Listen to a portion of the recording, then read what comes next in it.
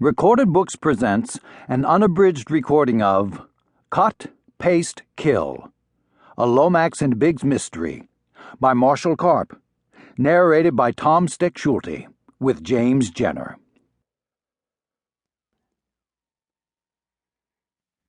Chapter 1. She scraped the salmon croquettes from her dinner plate into the cat's bowl.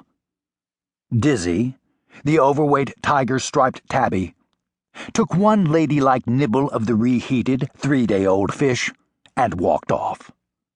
Wayne, the black and white long hair, was curled up nose to tail in his favorite spot on the window seat. He didn't even pretend to be interested. "At least try it," she said. "It's got omega-3. It's good for you." Wayne yawned, the cat equivalent of giving her the finger. "I know," she said. "If it's so damn healthy, how come I didn't eat it?" She poured herself a cup of chai, stirred in 5 packets of equal, added a splash of non-fat milk, and took a satisfying sip. Coffee gave her the jitters. Definitely a handicap when you've got a pair of razor-sharp scissors in your hand. But the black tea had just enough caffeine to give her the kick she needed to work on her scrapbooks long into the night. She opened a kitchen cabinet and pulled out a 3-quart Tupperware storage bowl. Wayne bolted up. "I figured this would get your testosterone going," she said, laughing. The lid was opaque, but the kiwi-colored bowl was transparent enough to see what was inside. Ping-pong balls.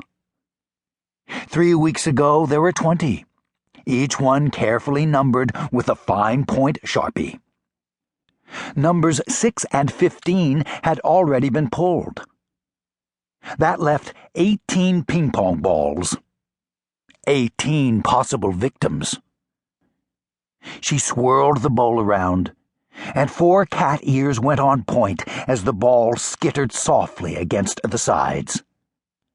"Lotto time," she announced, as if the 2 smartest cats in Los Angeles needed any further explanation. Then she shook the ball vigorously. The little white celluloid spheres ricocheted against the polycarbonate container like a rattlesnake attacking a roll of bubble wrap. Dizzy and Wayne were at her feet, swiping at her skirt, yowling for her to make her next move. "Not so catatonic anymore, are we?" she said, trotting out the same old jokes the kitties never seemed to get tired of hearing. She pried off the top of the Tupperware and flung the contents against the kitchen wall.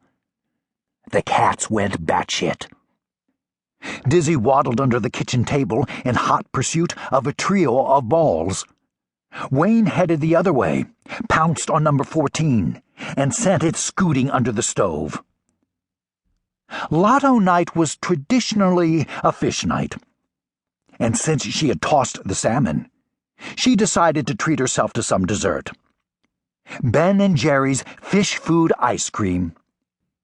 She took a pint from the freezer and put it in the microwave for 30 seconds to get it nice and soft.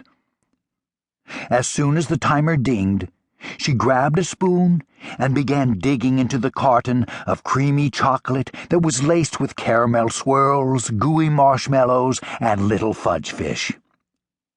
She sat down at the table just as both cats, chasing the same ball, collided head-on. It was a total hoot, and she only wished she could tape it and post it on YouTube. "Look, everybody! Here are my 2 cats helping me pick a murder victim. I call it Feline Felons." It took 3 minutes before Wayne nosed one ball into a corner and sank his teeth into it. "We have a winner," she called out to the invisible crowd. Wayne knew the drill. He hopped up on her lap, unclenched his teeth, and loudly demanded his reward. "Number 11, she said, examining the ball.